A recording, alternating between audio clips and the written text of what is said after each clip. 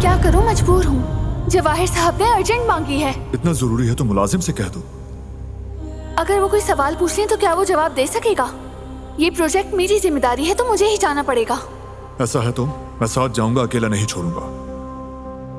जरूरत नहीं, फरात और कुल अकेले हो जाएंगे, तुम उनके साथ रहो, मैं बस अभी आती हूँ। इतनी रात गए अकेला नहीं जाने दे सकता तुम्हें। कहा ना साथ जाऊंगा। और मैंने कहा कि जरूरत नहीं। दिलान रुक जाओ। दिलान आहिस्ता। दिलान जल्दी मत करो।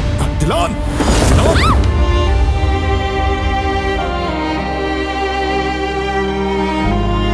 दर्द हो रहा है? नहीं, मैं ठीक हूँ।